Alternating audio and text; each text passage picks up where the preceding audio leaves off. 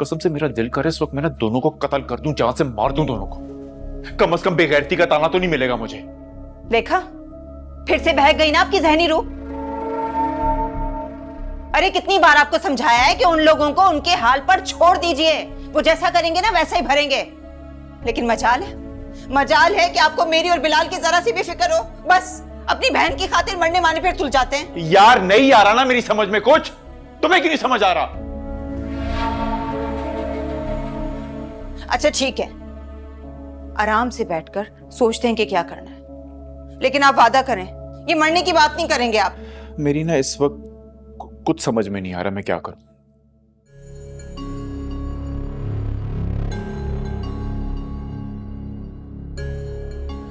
तुम्हें एक बार मना किया ना, हमें फोन मत किया करो। समझ में नहीं आती तुम्हें? यही बात तो आपसे पूछने के लिए फोन किया है कि आपको बात समझ में नहीं आती। 100 बार आपको समझाया कि अपने बेटे से कहिए कि हमारे घर के मामला से दूर रहे। आपसे अपना एक बेटा कंट्रोल में नहीं हो रहा। मेरे बेटे का जिक्र कहाँ से आ गया? अरे आपका बेटा तो खुद हमारी जिंदगियों पर अजाब बनकर मुसल्लत हो गया है। बाज नहीं आएगा वो। देखो, जबान संभाल के बात करो, मैं बिल्कुल बर्दाश्त नहीं करूंगी। अच्छा, हमारा जिगर तो जैसे पत्थर का बना हुआ है ना, जो सब कुछ बर्दाश्त कर लेंगे। और आपका आवारा बेटा, उसका जो दिल चाहेगा वो करता फिरेगा, है ना? सुरैया, जबान संभाल के बात करो, हद से बढ़ रही हो तुम। हद से ज्यादा तो आपका बेटा बढ़ गया है, जिससे मेरे भाई और भाभी के बीच में तलाक करवा दी है। ये क्या बकवास है? ये बकवास और बेहूदगी तो आपके बेटे ने की है। बर्दाश्त नहीं हुआ ना उससे हमारा हंसता बसता घर। अरे पीछे लग गया मेरी भाभी के, उसको भी अपने पीछे लगा लिया। और वो तलाक लेकर बैठ गई आपके बेटे की खातिर। झूठ! मेरा अहमर हरगिज भी ऐसा नहीं कर सकता। अरे जो हुकूमत के साथ गबन कर सकता है ना, वो कुछ भी कर सकता है। अच्छा नहीं किया उसने। मैं तो उसे नहीं छोड़ने वाली। एक बात मेरी कान खोलकर सुन लें, पूरे खानदान में फैलेगी। फिर जो दिल चाहे ना वो आप कर लीजिएगा।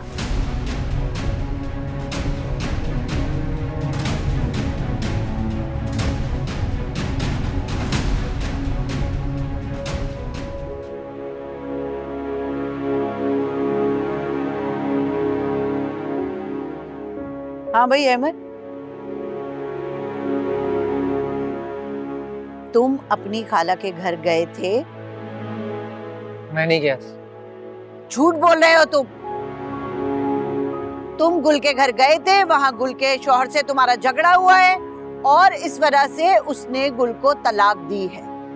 अम्मी, आपको किसी ने गलत बताया? किसी ने नहीं, सुरैया ने बताया मुझे। और कितनी बेइज्जती की है उसने मेरी। क्यों गए थे तुम वहां पे आखिर? मैं आपको नहीं समझा सकता। जाहिर है ये तो तुम किसी अफलातून को भी नहीं समझा सकते कि आखिर तुम वहां बार बार करने क्या जाते हो, जब 1000 दफा तुम्हें मना किया है तो। नहीं, क्या बात हो गई है? किस बात पे इतना शोर मच रहा है? आइए पूछिए अपने साहबजादे से कि ये क्या कारनामा अंजाम दे के आए हैं। बताओ। मैंने कुछ नहीं किया अम्मी। तो क्या सुरैया झूठ बोल रही है? आज तुम सारा दिन फहमीदा बाजी के घर नहीं थे? क्या गुल को तुम्हारी वजह से तलाक नहीं हुई?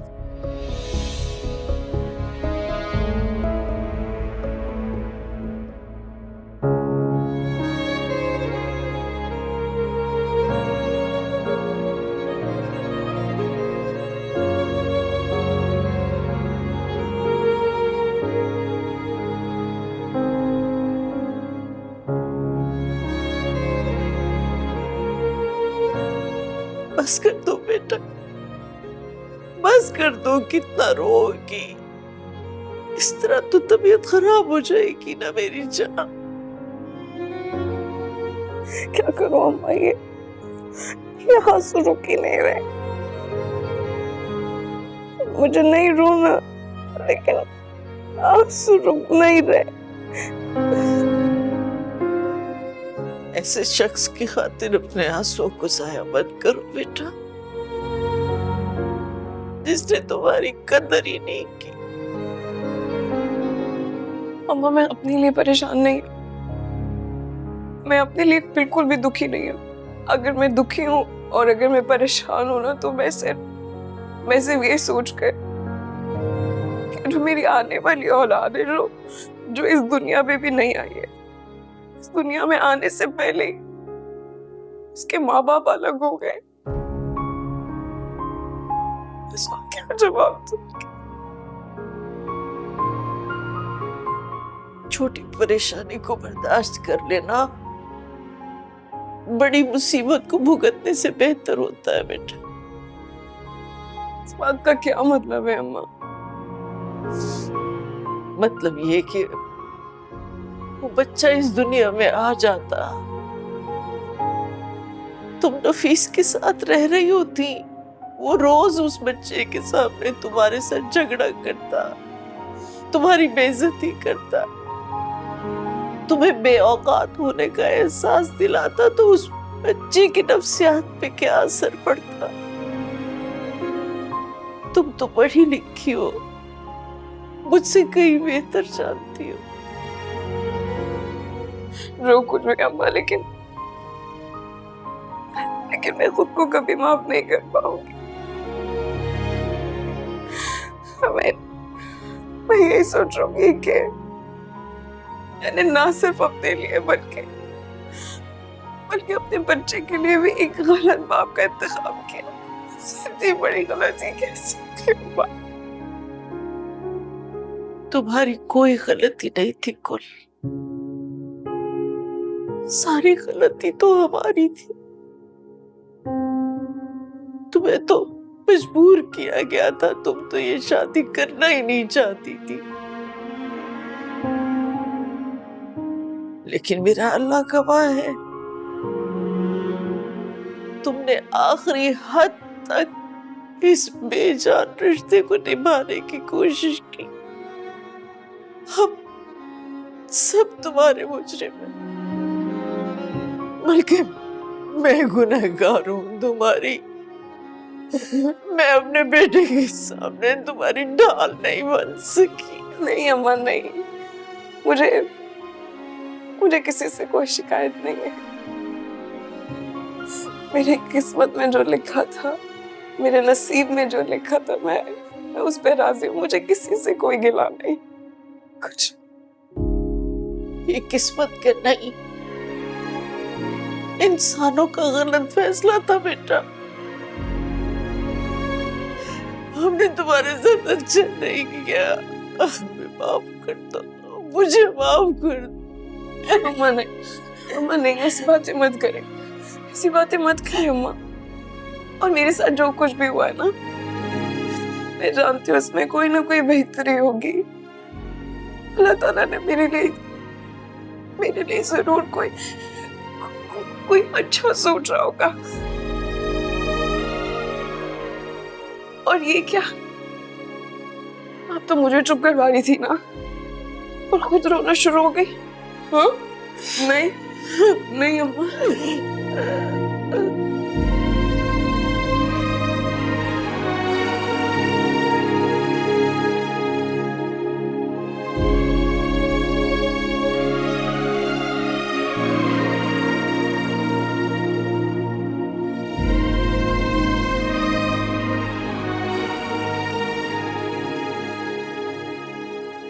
पूछे ना, आप जरा से पूछे, क्या ये सब झूठ है?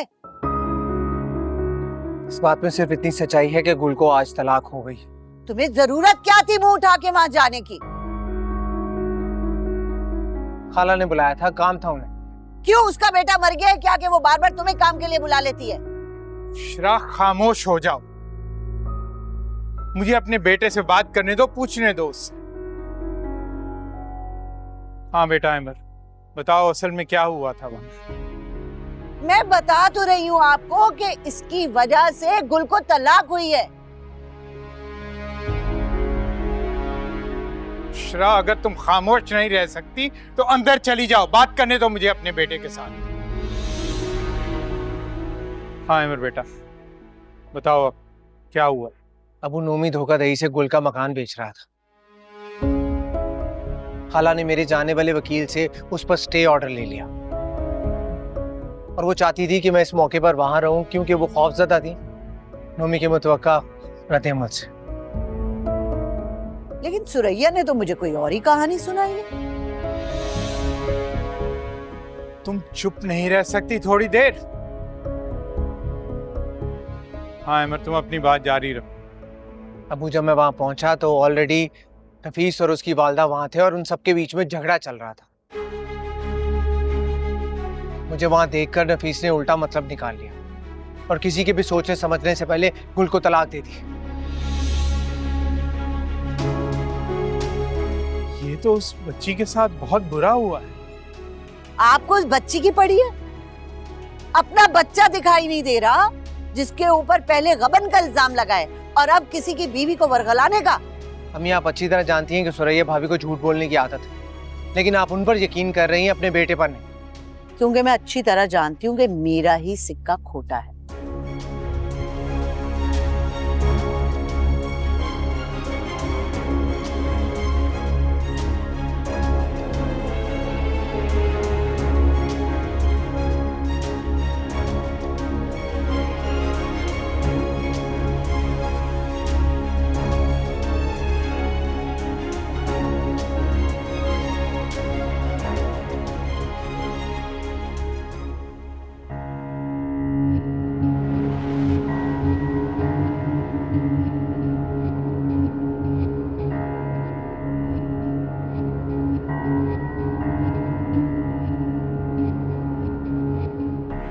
नफीस को भी खाने का पूछा है या खुद ही ठूंसे जा रही है? नफीस कोई छोटा बच्चा है क्या, 6 महीने का, जिसे बिप पहना के उसके मुंह में खाना डाला जाए? और जहाँ तक मेरी बात है, मैं एक सेहतमंद बच्चा पैदा करना चाहती हूँ, मेरे लिए खाना बहुत जरूरी है। और रही बात नफीस की, वो खुद भी खा सकता है, हाथ हैं उसके। बातें तो बहुत बनानी आती है तुझे, कभी किसी काम को भी हाथ लगा लिया कर। ये बात तो तुम पर सूट करती है, हरकत में बरकत। और वैसे भी जितनी तुम्हारी उम्र हो चुकी है ना, अगर हिलोगी झूलोगी नहीं ना तो बैठे बैठे अकड़ जाओगी। अगर इस बच्चे का मामला नहीं होता ना तो कब से तुझे इस घर से चलता करवा देती। लेकिन खैर, बकरे की माँ कब तक खैर मनाएगी। वैसे टांगे कब्र में लटक रही हैं और साजिशों से तुम बाज नहीं आओगी। तेरी ये जुर्रत, तू मुझसे बकवास करती है।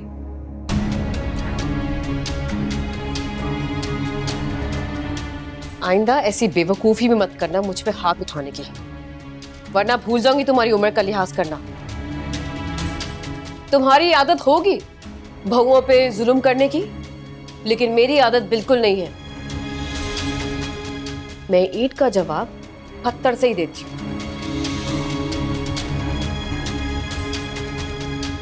हटो मेरे रास्ते से। नफीस के बच्चे का ख्याल नहीं होता तो मैं बताती तुझे।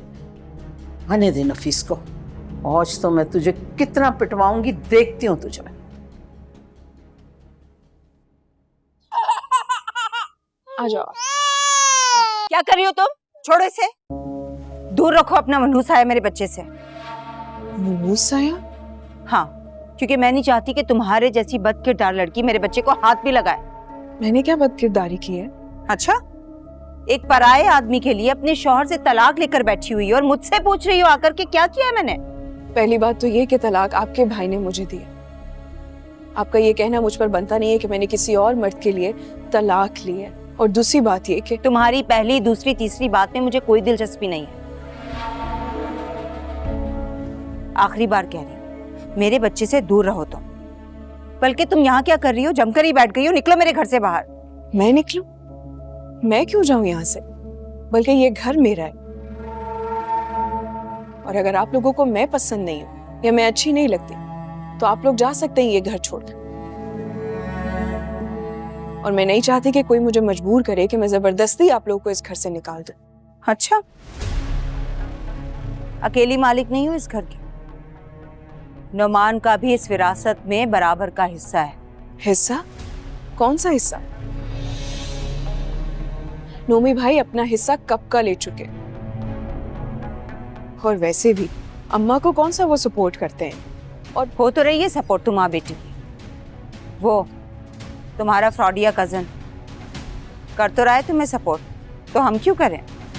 मेरी बात अभी खत्म नहीं हुई है। अगले महीने से इस घर में रहने का किराया आप लोग मुझे देंगे, बता दीजिएगा भाई को।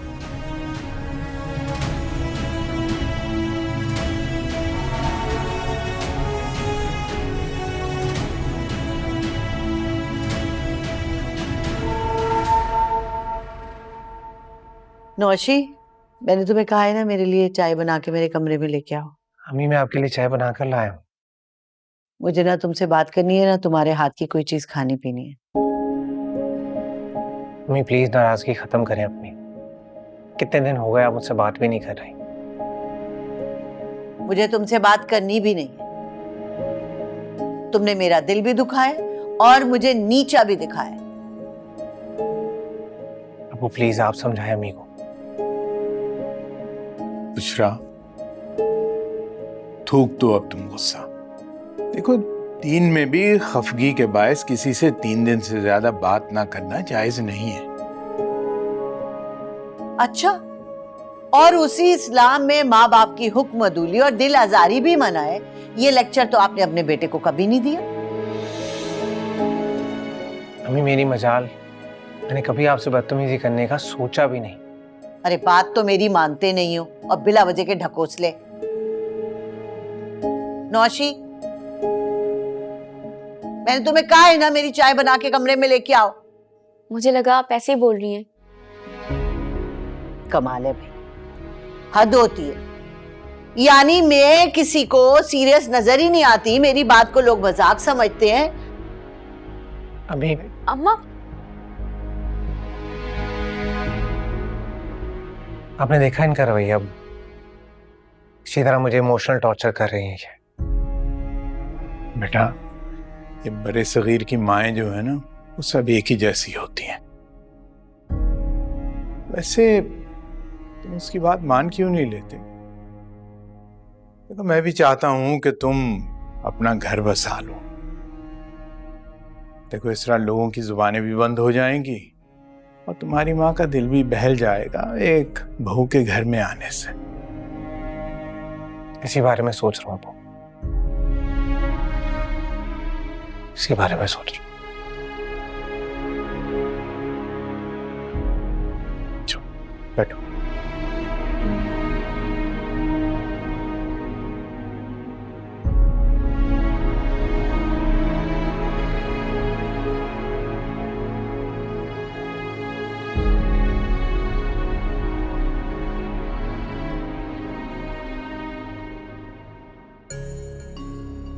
क्या ये कहा है उसने?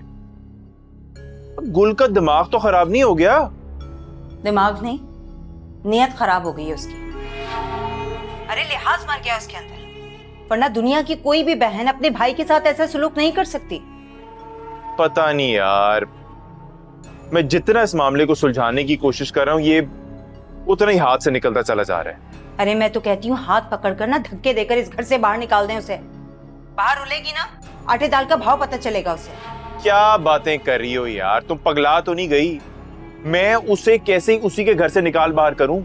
अच्छा, जब वो हमें धक्के देकर इस घर से बाहर निकालेगी तब आप खुश होंगे? अरे भाई, क्यों करेगी वो ऐसा? अच्छा खैर, मैं घर आता हूँ, आके अम्मा से बात करता हूँ, उनसे कहता हूँ कि समझाएं उसे।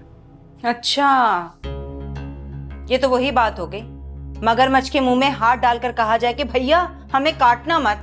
आपको क्या लगता है इन सब के पीछे आपकी अम्मी का ही हाथ है? आपकी अम्मी के शय पर गुल ने ये सब कुछ कहा है, वरना वो तो कभी सोच भी नहीं सकती।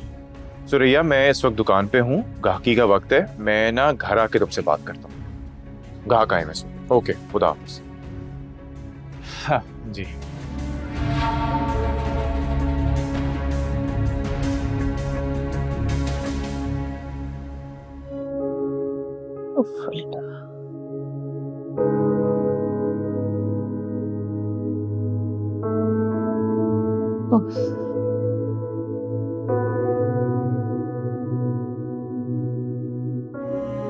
क्या हो गया बुशरा?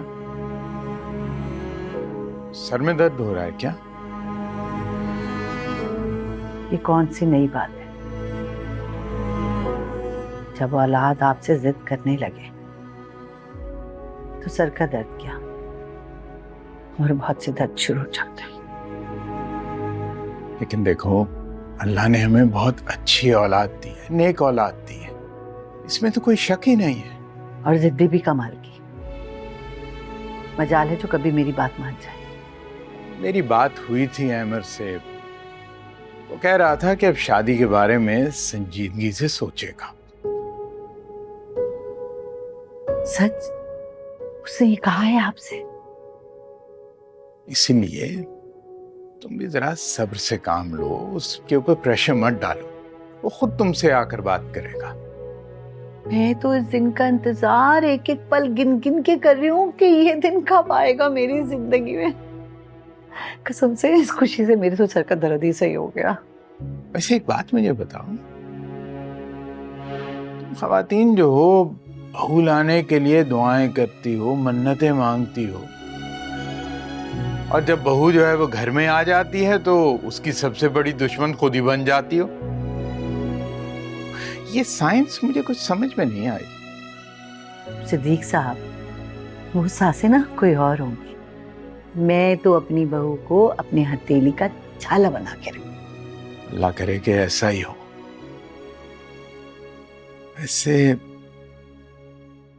कुल की तलाक का सुनकर बहुत अफसोस हुआ है। हाँ, है तो बहुत अफसोसनाक बात, लेकिन ये मत भूलिएगा कि फहमीदा बाजी ने कैसे मेरे अहमद को ठुकरा के उस नफीस से अपनी बेटी का रिश्ता तय किया था। लेकिन उस लड़के ने 1 साल भी नहीं गुजरने दिया, कैसे तलाक देके निकाला। मैं तो कहती हूँ ये अल्लाह का इंसाफ था, अल्लाह ने किया ये इंसाफ। अरे खुदा का खौफ करो बुशरा, उसकी किस्मत में शादी होना वहीं पर लिखा था। कैसी बातें कर रही हो तुम? हाँ, तो फिर उसके नसीब में ये तलाक होना भी लिखा था, तो इसमें अफसोस की क्या बात है। और ये जो आप और आपके बेटे को मेरी बहन और मेरी भांजी से हमदर्दी का बुखार 24/7 है ना, मुझे बहुत जहर लगता है। अच्छी खासी समझदार औरत हो तुम, पता नहीं क्यों रोज बरोज तुम सुरैया जैसी होती जा रही, जहरीली।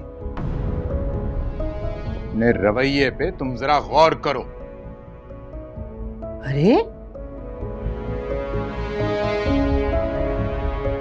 यानी मैं और वो जहरीली सुरैया? अस्तगफर। यानी मिलाया भी तो उस नौगन से।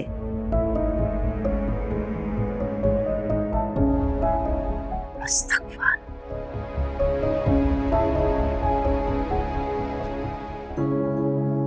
जी जी रईस भाई, बस शुक्र है अल्लाह का, सब कुछ ठीक है। अफसोस की क्या बात है, इंसान के नसीब में जो चीज लिखी होती है उसे कोई रोक नहीं सकता। लेकिन सब कुछ ठीक है, आप परेशान मत हो। अब आप भी अपना ख्याल रखिएगा। जज़ाकल्लाह, शुक्रिया, खुदा हाफिज। क्या कह रहा था रईस? बस अम्मा वो तलाक का अफसोस कर रहे थे, कह रहे थे उन्हें काफी दुख हुआ है, और कह रहे थे कि किसी भी चीज की जरूरत हो, कोई खर्चा चाहिए हो तो आप मुझे बताइएगा। लेकिन मैंने मना कर दिया अम्मा। खर्चे का मसला भी तो रोज बरोज बढ़ता ही जा रहा है।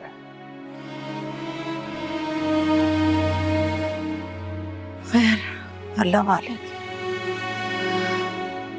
परेशान मत हो, मैं ट्यूशन पढ़ा रही हूँ ना, और वैसे भी भाभी से मैंने कह दिया है कि अगर इस घर में रहना है तो आप लोगों को किराया देना पड़ेगा।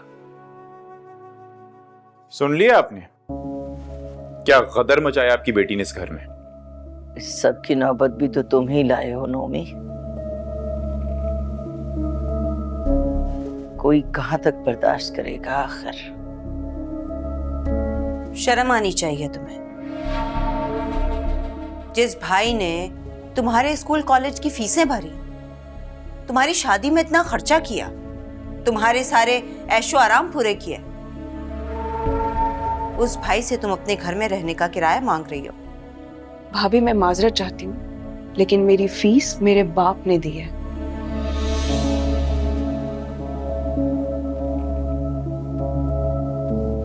हमेशा। और मेरे बाप के मरने के बाद मेरे तमाम अखराजात मेरी माँ ने उठाए।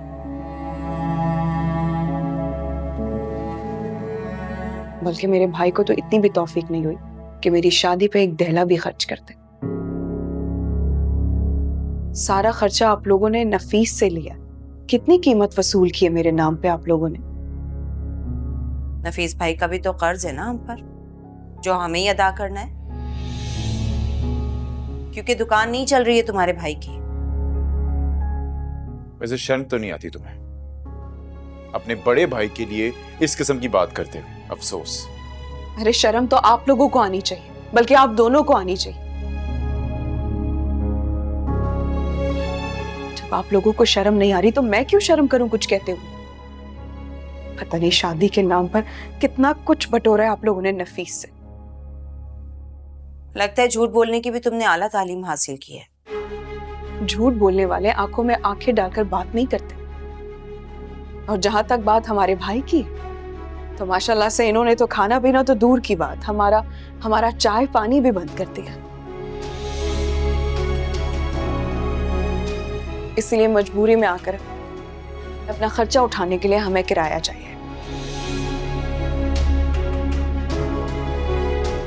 और अगर हम किराया ना दें तो क्या कर लोगी तुम? कर तो मैं आप लोगों का कुछ भी नहीं सकती, लेकिन हाँ, मैं दूसरे किराएदार जरूर रख सकती हूँ।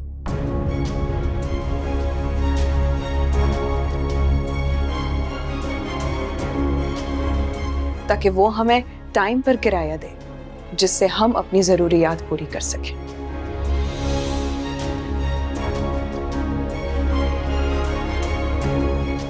आप लोग सोच लीजिए, आपके पास टाइम है।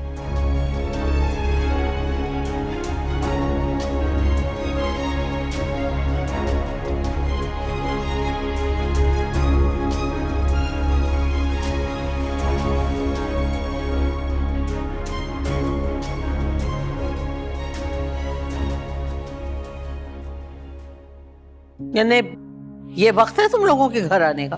इतना ज्यादा तो टाइम नहीं हुआ, अब 11 ही बजे हैं। अरे तुम्हें पता नहीं है, मैं 11 बजे तो सो जाती हूँ। तो सो जाती है ना खाला। नफीस को कौन सी लोरियां सुनानी होती हैं जिसके लिए आप जाग रही होती हैं हर वक्त? शर्म तो नहीं आ रही? वो मुझ पे तंज कर रही है और तुम हंस रहे हो बीवी की बात पे। क्या हो गया अम्मा, हमेशा गुस्सा करती रहती हो, कभी तो हंस लिया करो। हाँ हाँ हंसती हूँ, आजा इधर आ, कमरे में मेरे साथ आ, चल इधर आजा। बहुत पर निकल आए ना तेरे नई बीवी की वजह से। पहले मेरे आगे तो जबान नहीं खोलता था, अब हर वक्त बकबक करता रहता है। अम्मा कान तो छोड़ो मेरे, इस तरह तो तुम मुझे बहरा कर दो। मैं गंजा भी कर दूंगी तुझे, इंसान का बच्चा बन जा तू।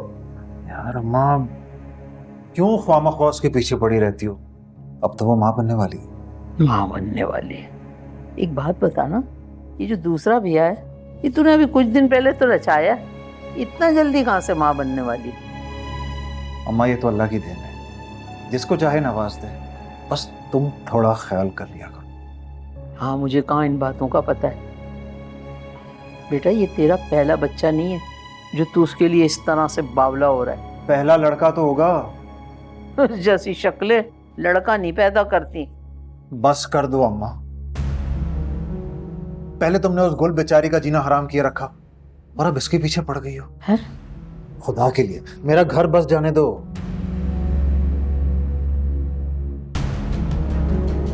देखो ये औलाद है, रातों को जाग जाग के पाला इस औलाद को, 2 दिन में उस औरत का हो गया। अरे भैया कहाँ जाऊं, इनके घर नहीं मैं बसने दे रही। वाह वाह वाह वाह बेटा। रजिया क्या फायदा 2 बेटे पैदा की, किस फायदे में? छोड़ो मेरा हाथ, तुम्हें कौन सी मेरी परवाह है? माँ मरती है तो मर जाए भले। अल्लाह ना करे अम्मी, आप कैसी बातें कर रही हैं? तो और कैसी बातें करूं अहमर, मेरे एक अकलौते बेटे हो तुम, और तुमने कितना मेरा दिल दुखाया है कि मैं तुम्हें क्या बताऊं। बस हम यहाँ पे ये बहस छोड़ते हैं, क्योंकि ना आप मानेंगी ना मैं समझूंगा। समझ तो तुम गए हो, अपने अब्बा को बता दिया, बस मुझसे छुपा रहे हो। क्या छुपाया आपसे मैंने? यही कि तुम शादी के बारे में सोच रहे हो। अभी वो तो मैंने बस अब ये मत कह देना कि वो तो मैंने ऐसे ही कह दिया था। मैंने ऐसे ही नहीं कहा था,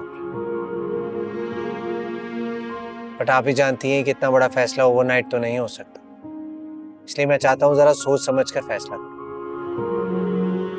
ठीक है, तुम सोचो, खूब सोचो, लेकिन ज्यादा देर मत करना प्लीज। ऐसा ना हो तुम्हारी माँ जो है ना वो इंतजार कर करके ही सूख जाए।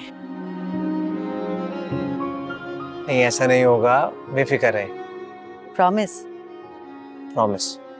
नहीं नहीं, ऐसे नहीं, प्रॉमिस। प्रॉमिस। Good boy.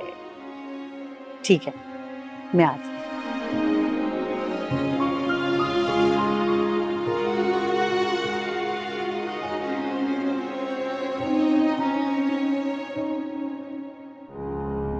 अम्मा मुझसे पूछ रही थी कि इतनी जल्दी खुशखबरी कैसे आ गई। अब मैं उन्हें क्या बताता कि तुम्हें अभी इस घर में लेकर आया हूं, लेकिन निकाह तो हम 2 महीने पहले ही कर चुके थे। और हाँ, मैंने उनसे कह दिया कि मुझे यकीन है कि तुम बेटा ही पैदा करके दोगी। तो और क्या, मैं गुल की तरह थोड़ी हूँ जो लड़कियां पैदा करे। वैसे एक बात बताओ कि तुम्हारी अम्मा को मुझसे मसला क्या रहता है? अरे बस वही सासों वाली सोच। वो चाहती है उनके अलावा इस घर पे कोई और हुकूमत ना करे। हाँ, तो फिर आंटी को चाहिए था कि तुम दोनों भाइयों की शादी ही ना करती, ऐसी रखती ना छड़े चांट। अरे वो तो बस यूं ही बोलती रहती हैं, मैं वही करता हूँ जो मेरा दिल करता है। बस कर दो, जैसे मैं तो तुम्हें जानती ही नहीं। हर वक्त अपनी माँ से पिटते रहते हो या उनके घुटनों के नीचे लगे रहते हो। वो तुम्हारे कान भरती हैं और तुम उनके इशारों पे नाचते हो। मैं सुनता सबकी हूँ, लेकिन इसका ये मतलब नहीं है कि जहाँ सबकी सुनते हो वहां बेचारी मजलूम बीवी की भी सुन लिया करो, वो ही तुम्हारा साथ देगी। आखिर में ये बहन भाई माँ कोई काम नहीं आता। मुझे ही देख लो, कैसे अपनी माँ से लड़कर तुमसे शादी की है मैंने। तो मैंने कब इनकार किया? मैं तो तुम्हारा एहसानमंद हूँ, और देखो मैंने तुम्हें बिल्कुल वैसे नहीं रखा हुआ जिस तरह गुल को रखा था। उससे तो शायद कभी मैंने नरम लहजे में बात ही नहीं की। अच्छा बस करो, अब उस औरत का जिक्र मत किया करो मेरे आगे, मुझे बहुत बुरा लगता है। तुम बस मुझ पर फोकस करो और हमारे होने वाले बच्चे पे फोकस करो। और खबरदार, जो आइंदा 5 मिनट से ज्यादा अपनी माँ के पास बैठे हो तो वो तुम्हारा घर कभी बसने नहीं देंगी। ये बात लिख के रख लो तुम आज मेरी। हाँ हाँ, तुम्हें तो मैंने पीर बनाकर रखा हुआ है, क्यों फिक्र करती हो? अच्छा सुनो, आइसक्रीम खाओगी? आइसक्रीम? हाँ, वैसे इस हाल में बहुत दिल चाहता है पिज्जा, बर्गर, खट्टी मीठी चीजें खाने का। चलो ठीक है, पहले गोलगप्पे खाएंगे, उसके बाद आइसक्रीम खाने चलेंगे। चलो चलो, चलो छोड़ो से। चलो चलो।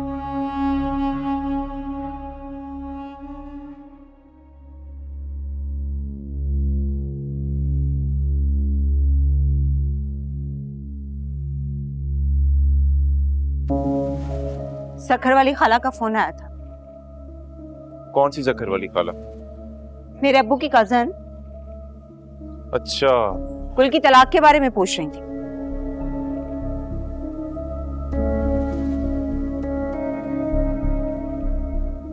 वो तो हैरान हो गई सुनकर, कहने लगी कि हमारे खानदान में दूर दूर तक आज तक कभी ऐसा नहीं हुआ। इतने सवाल पूछे उन्होंने कि मैं तो शर्मिंदा ही हो गई। तुम मुझे बता रही हो? दिन की 10,000 कॉल्स आती हैं मुझे, पूरी दुनिया में बात फैल गई, हर कोई बात कर रहा है। क्या इंसान दुनिया वालों को वजाहतें देता फिरे?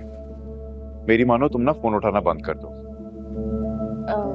भाई, आप ये डिस्कशन अपने रूम में भी जाके कर सकते हैं। बच्चों को पढ़ाने में डिस्टर्बेंस हो रही है। तुम तो चाहती यही हो। तुम्हारा बस चले ना, गला घोंट के हमारी आवाजें बंद कर दो। भाभी मैं बहस नहीं करना चाहती, मैं सिर्फ ये कह रही हूँ कि बच्चे पढ़ रहे हैं। देख रहे हैं आप कितनी बदतमीजी से बात कर रही है मुझसे, जरा सा भी लिहाज नहीं है इसे मेरा। कौन सी बेइज्जती की है बहू इसने? यही तो कहा है कि तुम लोग कमरे में चले जाओ। क्यों जाएं अपने कमरे में? कैदी हैं, चोरी की हमने। भाभी बहुत हो गया, इतनी बड़ी बात नहीं है जितना आप बात को बढ़ा रही हैं। गुल, बकवास मत करना, हद से बढ़ी हो तुम। मेरी नरमी का नाजायज फायदा उठाना बंद करो अब तुम। क्या मैं जान सकती हूँ कि आखिर आपने कौन सी नरमी बरती है हमारे साथ? अच्छा, तलाक याफ्ता एक प्रेग्नेंट बहन को अपने घर में बिठाकर बैठे हैं, खिला रहे हैं, पिला रहे हैं, फिर भी सवाल पूछ रही हो कि क्या नरमी कर रहे हैं हम तुम्हारे साथ? मुझे तो लगता है कि आपने इस घर में फसाद फैलाने की ना कसम खा रखी। क्या हो गया नोमी? जवान बहन पे हाथ उठाओगे तुम अब? तो अम्मा इसे भी तो देखे ना आप, मुसलसल जुबान चला रही है। जबान ये नहीं चला रही, जबान तुम्हारी बीवी चला रही है। और एक बात मेरी कान खोल कर सुन लो तुम दोनों, आज के बाद अगर मेरी बेटी को किसी ने तंग किया ना, मैं तुम दोनों को अपने हाथों से इस घर से निकाल दूंगी, समझ आई? ये धमकियां ना किसी और को लगाइएगा, डरने वालों में से नहीं हूं मैं। ऐसा जीना हराम करूंगी ना आपकी इस बेटी का, किसी को मुंह दिखाने के काबिल नहीं रहेगी।